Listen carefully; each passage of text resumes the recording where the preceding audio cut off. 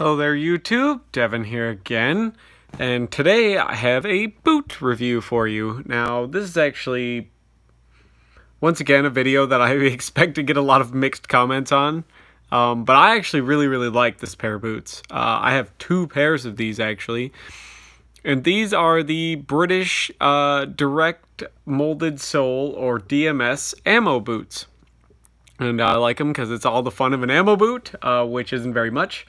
But with rubber soles. And I'm just very happy with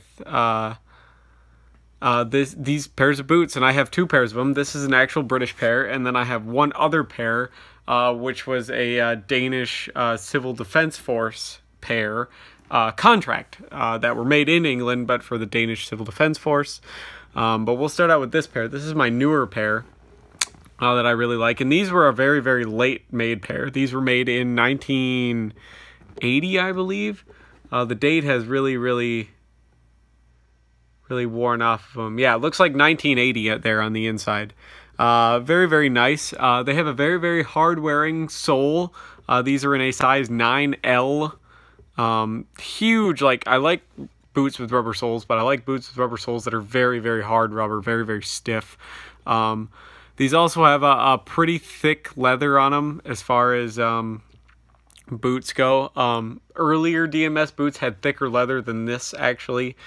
These are kind of a thinner but stiffer leather, whereas the earlier versions were a thicker but softer leather. So still same basically ammo boot construction, pebbled leather, smooth heel, smooth toe.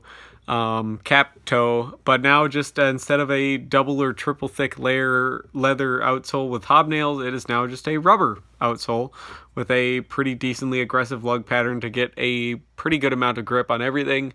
Triple rows of stitching on the toe cap and on the vamps here. The heel is held in place with 2 rows of stitching. 6 eyelets with about an inch of space between the last eyelet and the top of the boot, which is pretty common.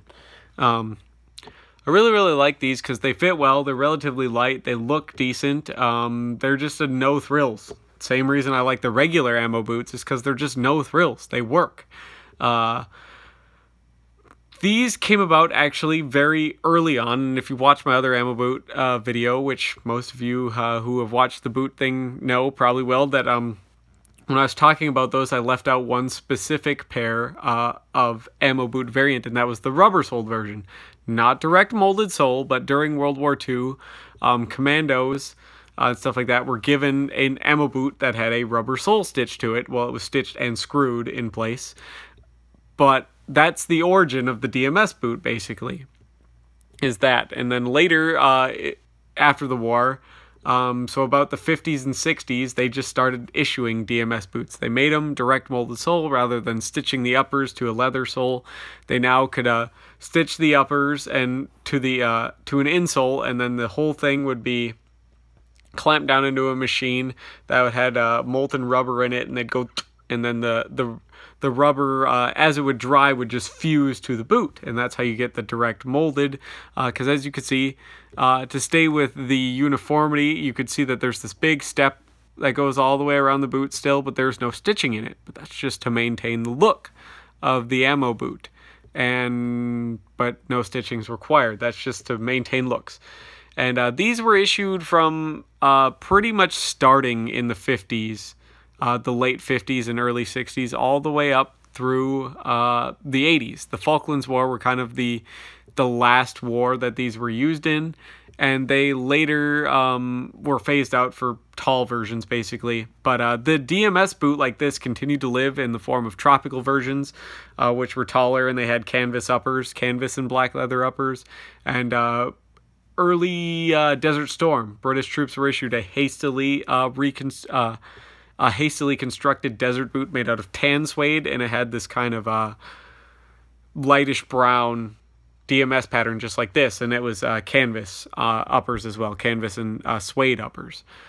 So it did live in one form or another basically into the 2000s, but the ankle versions were pretty much saw their end of service here in the 90s.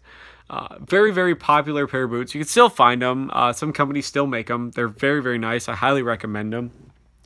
So So we'll get this one out of the way, and we'll make room for one of the Danish contract ones. Now these are a little dusty. Pardon me, they've been sitting in storage for a while.